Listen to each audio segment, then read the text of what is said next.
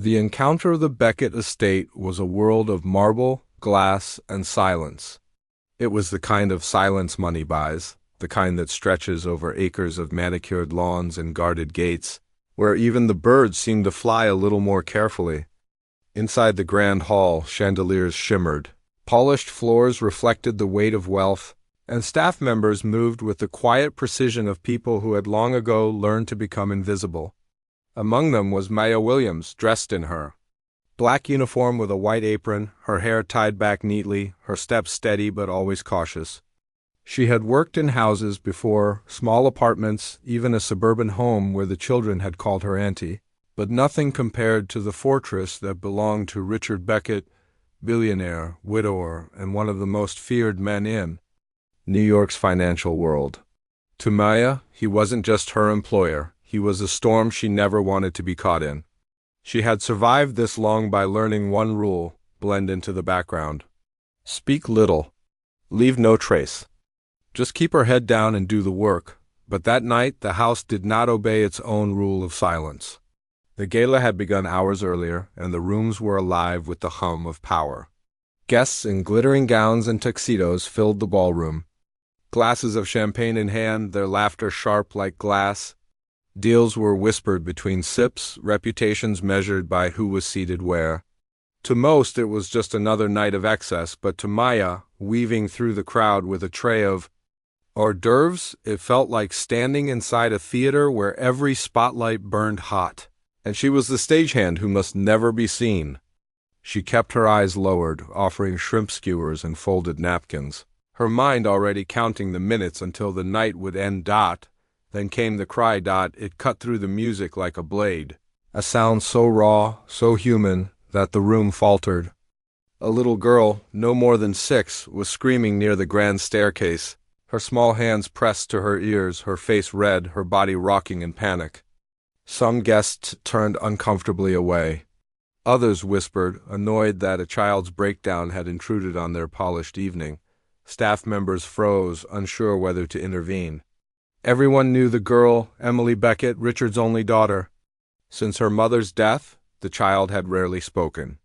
Doctors had labeled her autistic withdrawn, a challenge. To the guests, she was an unfortunate footnote to Richard Beckett's empire. To the staff, she was the silent little ghost in the nursery wing who never laughed, never played, never looked anyone in the eye. And now she was unraveling in front of 200 guests. Richard Beckett was nowhere in sight. Maya felt her pulse quicken. Every instinct told her to step back, to let someone else handle it, to stay invisible as she had promised herself she would. But Emily's cry was not just a sound. It was a wound tearing through the air. Maya set down her tray, slowly, carefully, her hands trembling slightly as she reached into the pocket of her apron. She always carried a small bottle of soap solution, a habit she had picked up while working at a daycare years ago. Children had calmed at the sight of bubbles then, their fears dissolving into laughter. She had kept the habit, not out of expectation, but as a small secret piece of comfort in a world that rarely offered her any. Tonight, it would either save her or destroy her. She knelt on the marble floor, ignoring the eyes that burned into her back. With deliberate slowness, she unscrewed the cap, dipped the wand, and raised it gently to her lips. One soft breath, one shimmer of air, and a bubble floated into the chaos. Then another. And another. The room changed. The bubbles rose, like fragile orbs of light, catching the golden glow of the chandelier, drifting lazily through the heavy air. Emily's eyes snapped to them, her sobs hitching. Her hands, still trembling, lowered slightly from her ears. The guests fell silent, their champagne glasses paused mid-air, as the little girl's screams gave way to a sound no one had expected. Laughter, a small, broken, beautiful laugh. She reached out, her fingers brushing against one of the bubbles before it burst. Maya blew again, creating a stream that floated around the child like tiny planets. Emily clapped, her voice soft but clear as she whispered, "More." Maya's heart clenched. It was the first word she had heard the girl speak in all her months of service. She wanted to cry, to hold the child, but she knew better. She just kept blowing, steady, calm, filling the silence with fragile circles of light. And then the storm arrived. Richard Beckett strode into the room, his presence like thunder. Tall, broad-shouldered, with a face carved by power and grief, he cut through the crowd with every step. Conversations died. Guests parted like waves. His eyes locked on the scene, his daughter kneeling on the floor, laughing for the first time in months, and beside her, a maid, bubbles glistening around her like confetti. But Richard did not see the miracle, he saw intrusion.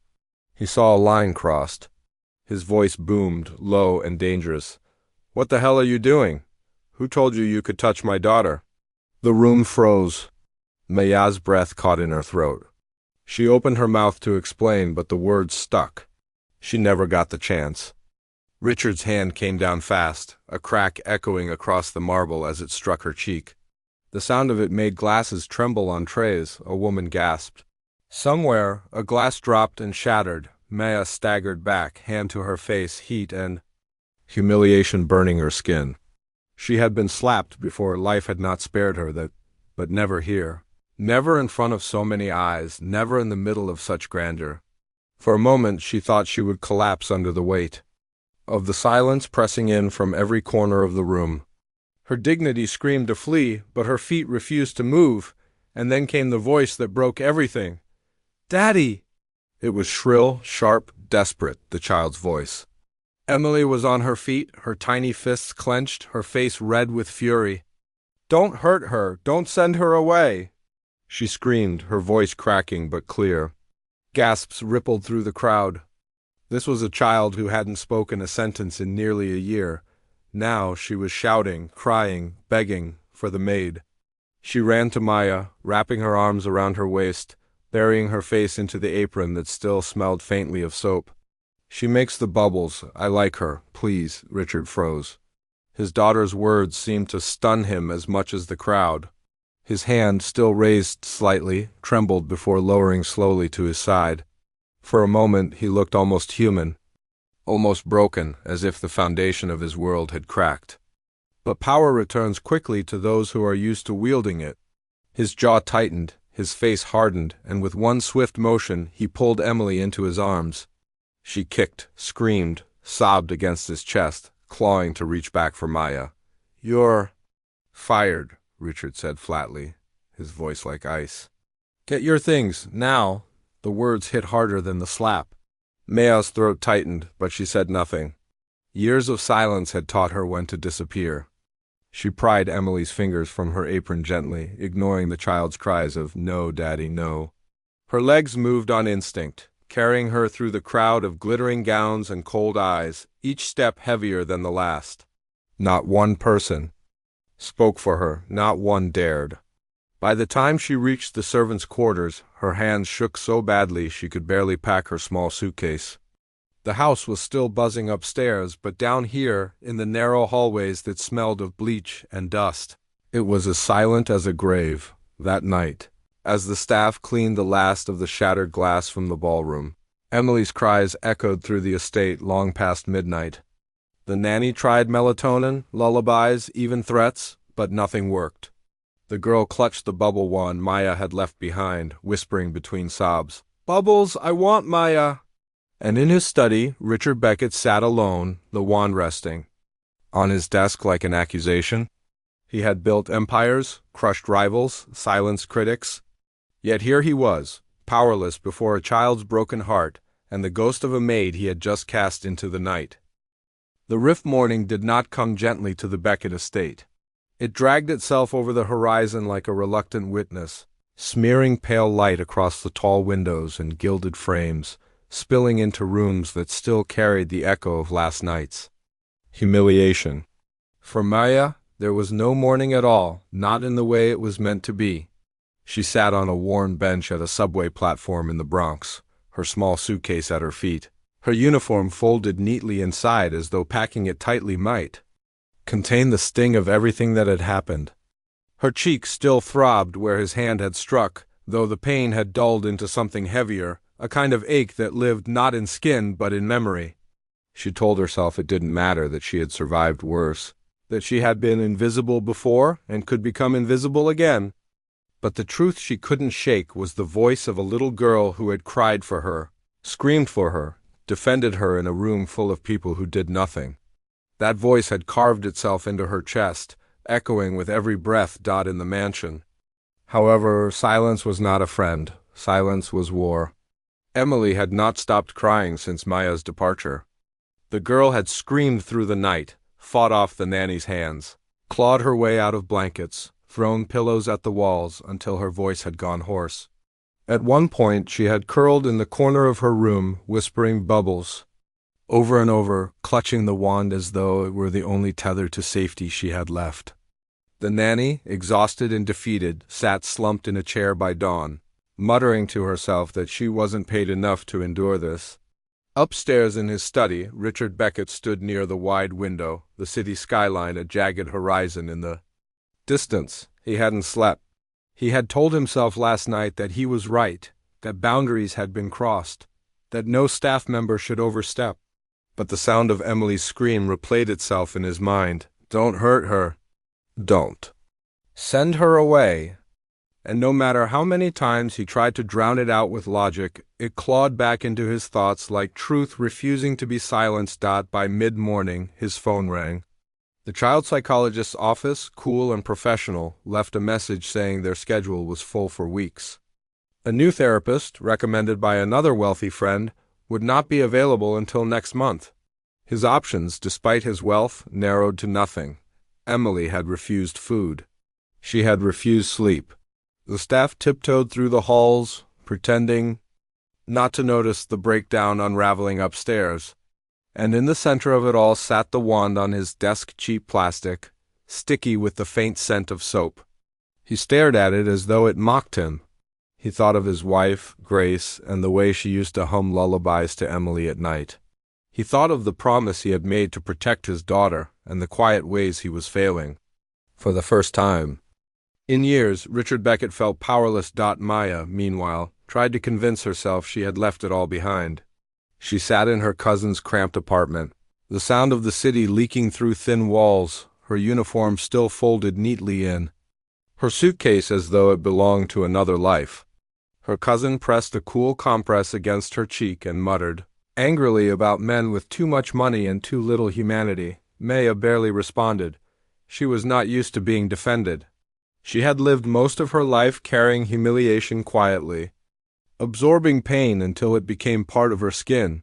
But this time, something different lingered. The memory of Emily's small body pressed against her, trembling but brave, begging her father not to send her away. Maya had not been anyone's safe in years. And the ache of losing that, even after one night, gnawed at her like hunger. Her phone buzzed on the bench beside her. Unknown number. She hesitated before answering, her voice low. Miss Williams. Came the voice, clipped, deep, unmistakable. This is Richard Beckett. Her grip on the phone tightened.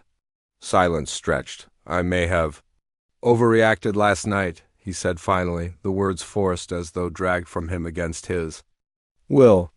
But my daughter hasn't stopped asking for you. She hasn't eaten, she hasn't slept. She keeps asking for bubbles. Maya closed her eyes. She wanted to laugh bitterly at the irony, the same man who had slapped her now reaching for her. Help! She wanted to scream at him, to remind him how easily he had humiliated her. Instead she said nothing. You got through to her somehow, Richard continued, his tone softer now, though still guarded. She hasn't spoken like that. In over a year, you don't understand, she hasn't used words. And then she defended you. I'm not a miracle, Maya said finally, her voice trembling but firm. I'm not even qualified for what you clearly want. And you made it very clear last night what you think of me. There was a pause, the sound of him exhaling. Perhaps. But I'm not asking as an employer. His voice dropped lower, almost unrecognizable in its rawness. I'm asking as a father. Maya's throat tightened. She wanted to hang up. She wanted to throw the phone across the room and never hear his voice again. But then, faint and broken through the static, came another voice, a small one, soft and trembling. Hi, Maya. It's Emily. I miss you. Please come back. I want more bubbles. The voicemail ended, but it was enough. Maya pressed the phone to her chest, her eyes burning with tears she didn't want to shed. She had spent years invisible, but here was a child who had spoken her name, who had fought for her in a room where no one else had dared. She told herself she wasn't going back for him, not for the paycheck, not for the mansion.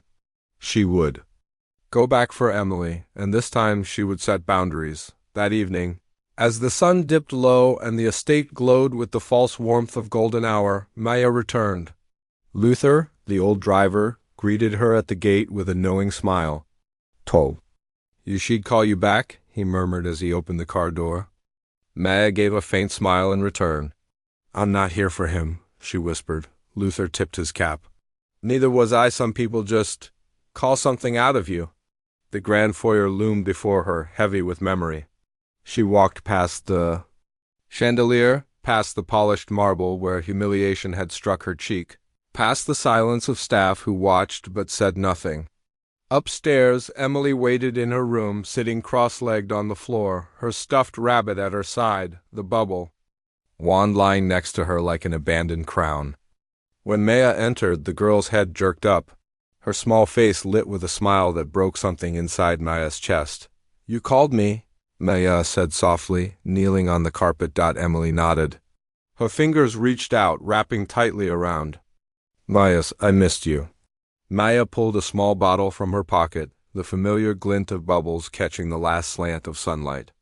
"I brought these," she whispered. Emily's smile widened, and for the next 10 minutes the room filled with shimmering orbs floating in golden dusk. A world rebuilt not with money or power, but with fragile soap circles and the sound of a child's laughter. And in his study, watching from the baby monitor's small screen, Richard Beckett sat in silence. His daughter was smiling. And the woman he had slapped was the reason why the return the evening settled over the estate with. The kind of quiet that felt alive, not empty. Outside, the garden lights glowed faintly against the stone paths, and the fountain in the courtyard whispered a steady trickle, as though trying to drown out the memory of last night's storm. But upstairs, in the nursery wing, something else was alive, the fragile sound of a little girl's giggle chasing bubbles across the room. Maya sat cross-legged on the carpet, her dark hair slipping loose from its tie as she blew stream after streamering circles. Each bubble rose into the air like a fragile planet, catching the last golden strips of sunlight before bursting into nothingness. And each time one floated too high, Emily leapt after it, her small feet barely making a sound on the rug, her laughter tumbling out of her like music long forgotten. For a child who had been silent for so long, the sound of her joy felt like a revelation. Maya watched her carefully, not with the detachment of a maid fulfilling her duty, but with the attentive gaze of someone who understood that every flicker of eye contact, every whispered word, every smile mattered. She had learned quickly to read Emily's signals, the way her fingers twitched when she was about to shut down, the way her gaze darted when the world felt too loud, the way her breathing steadied when bubbles danced in the air. These were not small things. They were keys. And Maya treated them with the reverence of someone holding secrets that had been buried too long. She knew she had come back for this moment, not for the marble floors or the salary Richard Beckett dangled before her. She was here because this child had chosen her, trusted her, and in Maya's life. Trust was more precious than gold. Downstairs, Richard sat at his desk, the baby monitor screen glowing faintly. He had not wanted to watch, but he could not turn away. The image of Maya kneeling on the floor beside his daughter unsettled him in ways he could not explain. It was not just the fact that Emily had smiled for the first time in months. It was that she smiled at Maya, not him, not the expensive therapists, not the teachers he had flown in from Europe, not even the staff who had cared for her since birth. A maid, a woman he had dismissed, humiliated, struck. She had done what all his money could not. And he did not know how to reconcile the weight of that truth. Pride warred with guilt, authority battled with gratitude, and in the middle of it all, annoying fear whispered maybe he was not enough for his own daughter. Later that night, when Emily had finally drifted into sleep, her small fingers still curled around the bubble wand, Maya slipped quietly into the hallway. She almost hoped to avoid him, to retreat to the tiny servant quarters and gather her thoughts in solitude. But Richard was waiting. He stood at the end of the corridor, his tall frame silhouetted against the glow of a wall lamp, his expression unreadable. For a moment neither spoke. The silence stretched, thick with things unsaid. "I owe you an apology," he said at last, his voice lower than she had ever heard it.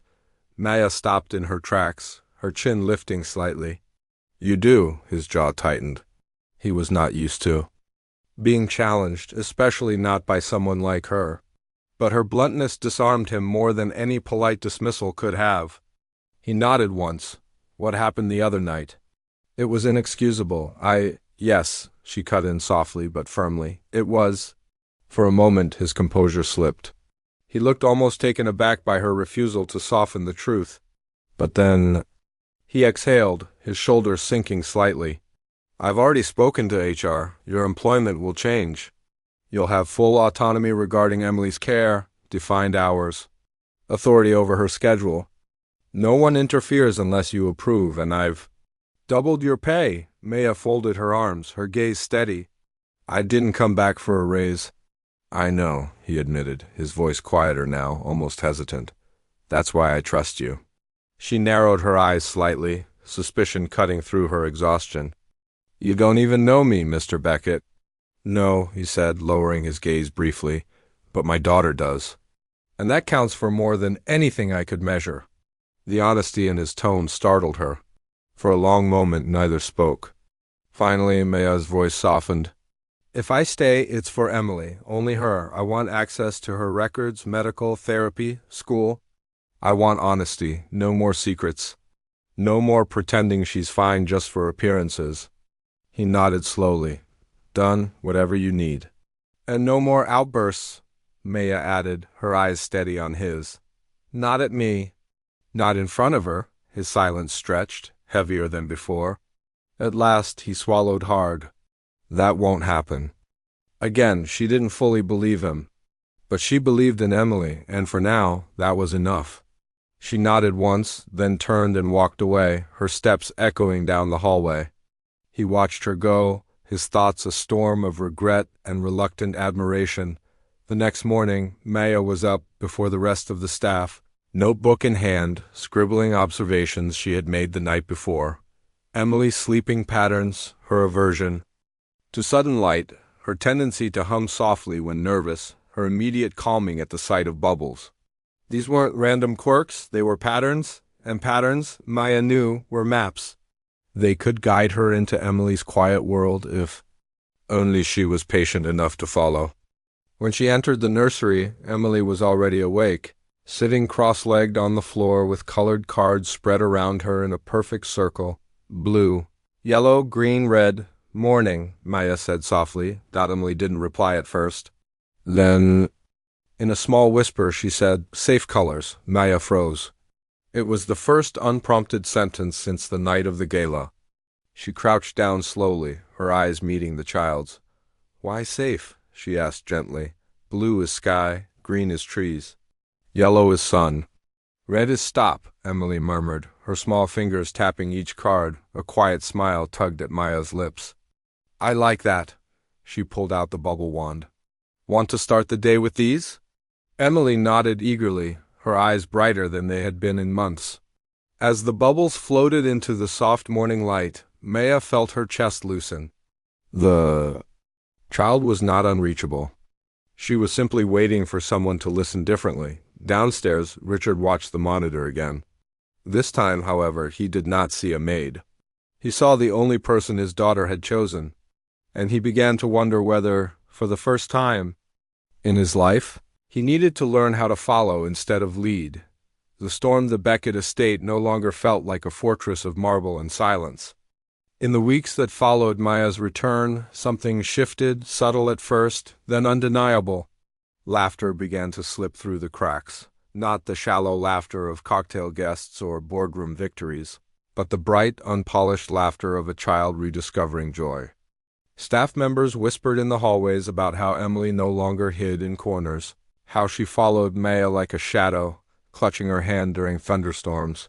humming softly when the world became too much, and even asking questions in small, halting whispers. Her progress was fragile, like a sapling pushing through hardened earth, but it was visible, undeniable. And at the center of it all was Maya, steady as a lighthouse in the storm of the child's mind. But for Richard Beckett, storms of another kind brewed outside the walls of his home. In the city's financial circles, whispers traveled faster, and stocks could rise or fall. His empire, Beckett Holdings, had weathered economic crashes, hostile takeovers, and scandals buried deep enough to be forgotten, but it now faced a quieter threat: perception. Shareholders had begun to question his judgment. Competitors sharpened their knives, waiting for a weakness to show. And in hushed dinners and private clubs, the question was repeated with growing boldness: was Richard Beckett losing control? His absence from key meetings, his sudden obsession with privacy, his reliance on staff who had no pedigree in his world, it all fed the rumor mill. The irony was bitter. For years he had wielded power like a weapon, and now, when he was finally trying to be a father first, the world called it weakness. The tension came to a head one late afternoon in his boardroom, 30 floors above the city. A dozen men and women in tailored suits sat around the long oak table, their eyes sharp, their smiles brittle. Reports and figures flickered on the screen at the head of the room, but the air was charged with something heavier. Charles Redmond, an old rival who had become a reluctant partner, leaned back in his chair, his voice oiled with false courtesy. "We've heard troubling things, Richard," he said. "Your daughter, an incident at the gala, very public. And now this nanny situation." "She's not a nanny," Richard snapped before he could stop himself. The room stilled. His board members exchanged glances, interest sharpening like vultures scenting blood. Charles's smile widened. "Oh, then what is she? Because word travels fast in this city. And the word is that you've allowed a maid, a domestic worker, to dictate the care of your child, to have access to your estate, your routines, your private life. You of all people should know appearances matter, Richard." The words cut deep because they carried truth, not about Maya's worth, but about the world's cruelty. Richard's hand tightened on the glass of water before him. He could crush it if he pressed harder. Instead, he forced his voice calm. "Appearances never raised a child. Emily is thriving, and that is what matters." But his defiance did not silence the room. It only fueled the storm. By the time the meeting ended, whispers had turned to plans, leaks to the press, alliances forming in shadows. Richard knew what was coming. They would paint him as unstable, distracted, compromised. They would use Maya as their weapon back. At the estate, Maya was unaware of the battle unfolding in boardrooms and headlines. Her world was Emily guiding her through small victories, like brushing her teeth without protest, like naming the colors in her picture book aloud, like walking through the garden without flinching at the fountain's spray. Yet even here, the storm crept in. One afternoon, as Maya led Emily through an art activity in the playroom, she caught the faint glow of a tablet screen in the hands of one of the junior staff members. A headline flashed across it: Billionaire Beckett's daughter under care of Maid. Investors concerned about household scandal. Maya's stomach tightened. She had learned long ago how the world measured people like her: skin too dark, bank account too empty, resume too simple. They would never see her as anything but the help. And now, she realized, her presence in Emily's life was being twisted into a liability, a scandal, a weapon aimed at Richard. The irony stung. She had not wanted his world, his wealth, his recognition. She only wanted to keep her promise to the child. But it seemed that in this house, nothing remained. Untouched by power, that evening, Richard summoned her to his study. The room was heavy with the scent of old leather and burning wood, the kind of place where men had built and broken empires. He stood by the fire, his expression carved in stone. "You've seen the news," he said flatly. Maya nodded once. "It doesn't surprise me. I can handle the board." "I can handle the press?" "But Emily," he broke off, his hand running through his hair, a rare crack in his armor. "She's finally smiling. She's finally speaking." "I won't let them use you to tear that down." Maya's gaze steadied on him. Then you'll have to decide, Mr. Beckett. Do you care more about their whispers or your daughter's voice? The words hit him like a slap, not of anger, but of clarity. No one in his world spoke to him that way. No one dared. But Maya did, because she wasn't afraid of him. She was only afraid of losing Emily's trust. For a long moment, he said nothing. Then, in a voice low and firm, he answered, "Emily comes first."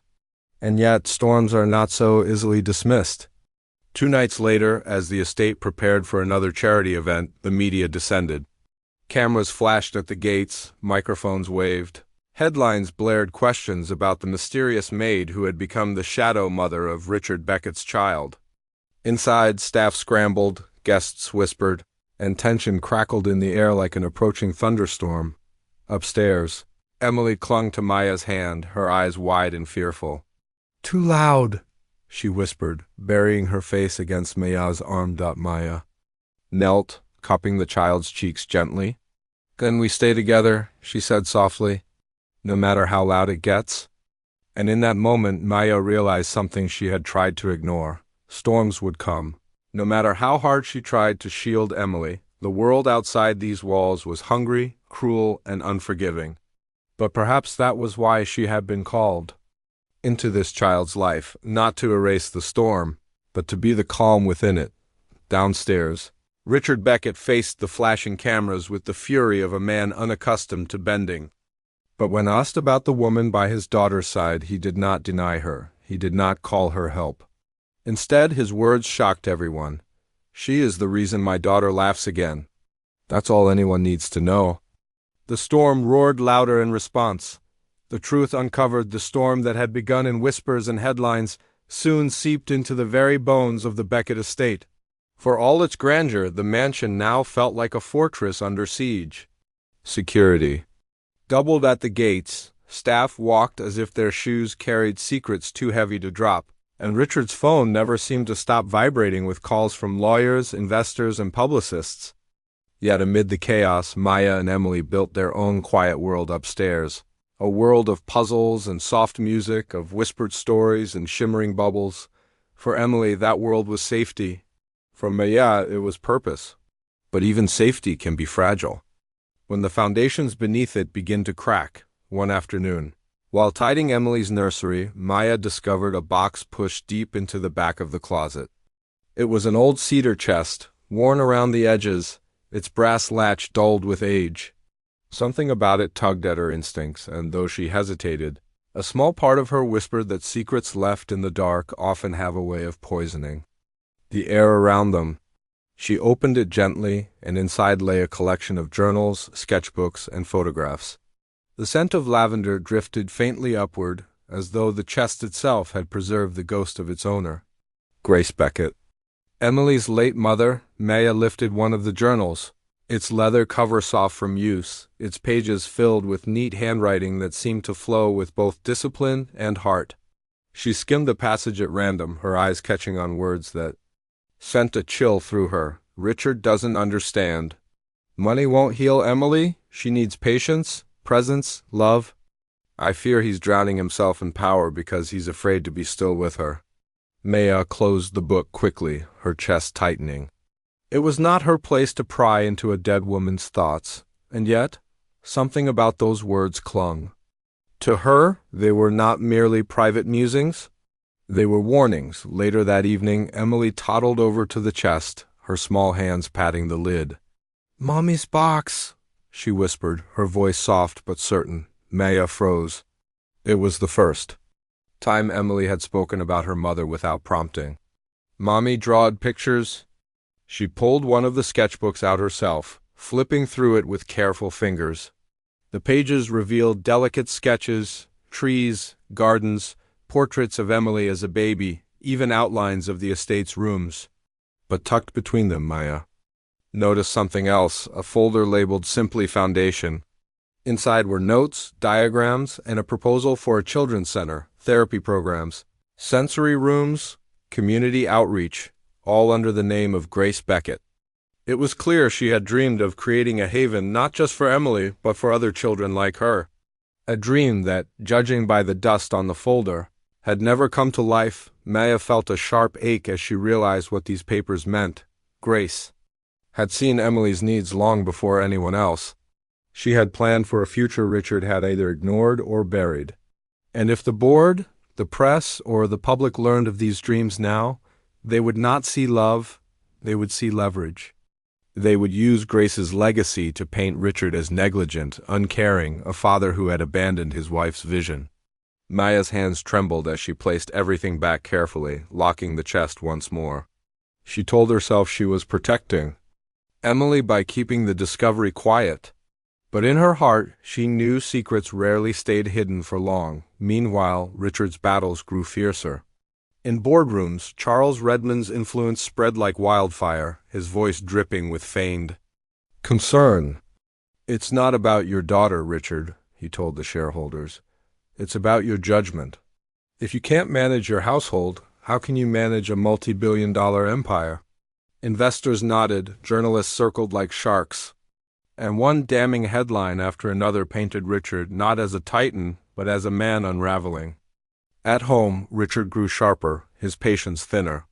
Maya noticed the way his jaw clenched during phone calls, the way his glass of whiskey remained full but untouched, the way he lingered by Emily's door at night, watching silently as the child slept. One night, after another brutal day of meetings and accusations, Richard found Maya in the library, Emily curled asleep in her lap. The fire crackled softly, casting shadows across the room. For a long moment, he simply stood in the doorway, watching them. Then, in a voice stripped of its usual command, he asked, "How do you do it? How do you get her to trust you?" Maya stroked Emily's hair, her voice calm but steady. "I don't ask her to be anyone but herself. I listen when she can't speak. I stay when she wants to hide. Trust isn't magic, Mr. Beckett. It's patience. And patience is something money can't buy." Her words pierced him more deeply than any insult his rivals had thrown. For a man who had built his life on control, the idea that his wealth was powerless in the one place it mattered most was almost unbearable. Yet in Maya's eyes he saw not accusation but truth. And truth, however painful, was something he could not dismiss. The following week, the storm struck harder. A leaked article surfaced online, exposing Grace's abandoned foundation plans. The headline read, "Widow's Dream Ignored. Did Richard Beckett fail his late wife and daughter?" The story spread like wildfire, dragging Grace's name into the spotlight, portraying Richard as a man too cold to honor his wife's vision, too busy protecting his empire to protect his child. For the first time, Richard did not rage. He simply sat at his desk, the article glowing on the screen before him. His head bowed in silence. Maya entered quietly, holding Emily's hand. The little girl clutched the sketchbook filled with her mother's drawings, her eyes wide with confusion at the sudden flurry of voices on the television downstairs. "They're talking about Mommy," she whispered. Richard looked up, his eyes dark with grief. For once he had no answer, no defense. Only the raw truth of a man haunted by the woman he had loved and the mistakes he had made. And in that silence, Maya understood something she had not before. This was not just about Emily. This was about a man trapped in the wreckage of his choices, a man too powerful to admit weakness and too human to escape it. She realized then that the real storm was not in the boardrooms or the newspapers. It was in this house, between the past that would not rest and the future that refused to wait, and the only way forward was through the truth. Bloom the Beckett estate had never been quieter, yet never more fragile. In the aftermath of the leaked article, the mansion seemed to breathe under a different kind of weight. The press circled like hawks, board members whispered of votes to oust Richard, and every headline clawed at his name, calling him negligent, heartless, a man too blinded by power to see the needs of his own family. But inside those tall walls, a different story unfolded. In the quiet corners of the nursery, in the warmth of the library, in the laughter spilling softly from the garden, Emily was blooming, a fragile flower opening petal by petal under Maya's patient care. Her words grew steadier, her laughter more frequent, and though the world outside demanded a spectacle, she carried within her the quiet miracle of healing. For Maya, it was enough to know that one child's world had shifted. Even as the greater world raged beyond their reach, yet storms cannot rage forever, and even the fiercest battles must bend toward resolution. Richard Beckett, once the man who could silence a room with a glance, now faced his greatest reckoning not in the boardroom, but in the reflection staring back at him in the mirror each morning.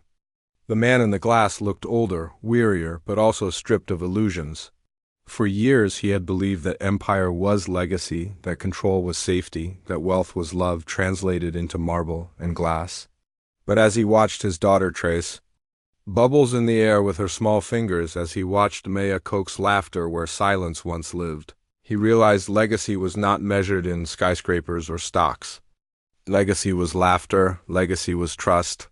Legacy was the look in his daughter's eyes when she whispered the word, "Daddy." Without fear, the turning point came one evening when Richard summoned Maya into his study. The fire burned low, the city lights stretched out beyond the windows like constellations, and on the desk lay Grace's foundation folder, the one Maya had once discovered in silence. Richard's hands rested on it, his fingers brushing the edges as though he were touching Grace herself. "She wanted this," he said finally, his voice rough with something deeper than grief. "She wanted a place where Emily and children like her could find safety, and I buried it. I told myself it wasn't practical, that it wasn't efficient. But the truth is I buried it because I was afraid of failing, afraid of trying to be more than money." Maya said nothing, her gaze steady on him, giving him space to continue. "I've spent years running from her absence," he admitted, his voice breaking for the first time in front of her. "And now I see the only way forward is through her presence, through what she left behind." He pushed the folder toward Maya. "Help me bring it to life, not for the board, not for the press. For Emily, for Grace." The words hung heavy in the air, but for the first time they did not feel like a demand. They felt like a plea. Maya lowered herself into the chair across from him, her voice calm but firm. "If we do this, it won't be on your terms alone, Mr. Beckett. It has to be honest. Transparent. A place where children are not projects, but people, and it must bear Grace's name, not yours." Richard nodded slowly, and in that moment something shifted. For the first time, the storm of his pride bent toward humility. The weeks that followed were a whirlwind. Plans were drawn, architects consulted, therapists recruited. The Beckett Foundation for Children, Grace's vision reborn, began to take shape, not in secret boardrooms, but in public press conferences where Richard stood not as a titan of finance but as a father, flanked by his daughter and the woman who had become her anchor. The press, once hungry for scandal, now turned their cameras to Emily's shy smiles and Maya's quiet strength. Investors who had doubted him now found themselves silenced not by power, but by the undeniable truth of transformation. For once, Richard's empire was not built on deals but on dignity. The day of the foundation's groundbreaking dawned bright and unseasonably warm. The stage was set in the heart of the city, banners with Grace's name fluttering against the skyline. Rows of children and families filled the seats, their faces alight with curiosity and hope. Richard stood at the podium, his usual sharpness softened, his voice steady as he spoke, not of profits or partnerships, but of promises. "This is not about me," he said. "This is about a woman who saw the world differently. About a child who taught me that silence is not emptiness but a language waiting to be heard. And about the people who remind us that love is not measured in wealth, but in presence." The crowd applauded, but Richard's eyes sought only one face. Emily, standing beside Maya, holding her hand tightly, her eyes wide with both pride and innocence. When the time came for the ceremonial ribbon cutting, Emily herself stepped forward, scissors trembling in her small hands. The ribbon fell, cameras flashed, and in that moment the world witnessed something far greater than power. They witnessed renewal. That night, back at the estate, Emily curled between Maya and her father on the couch, the glow of the fireplace painting their faces in soft light. She yawned, her head drooping onto Maya's lap, her tiny voice whispering, "Safe now." It was not just a word. It was a declaration. Richard looked at Maya across the child's head, his eyes stripped of arrogance, heavy with gratitude. "You've given me back my daughter," he said quietly. "And you've given me back myself." Maya shook her head gently, her hand brushing Emily's hair. "No, Mr. Beckett, Emily gave herself back to you." I only stood beside her. For a long time, they sat in silence, the kind that was no longer heavy but healing, the kind that spoke of storms survived and futures waiting. The mansion, once a monument to power, now breathed with something far rarer, love, and as the night deepened, and the child slept soundly between them, it became clear that the story was no longer about a maid or a billionaire or even the ghosts of the past. It was about a family, imperfect but real, born not from wealth or duty, but from bubbles that rose in a moment of desperation and burst into a lifetime of change. The storm had passed. The bloom had begun,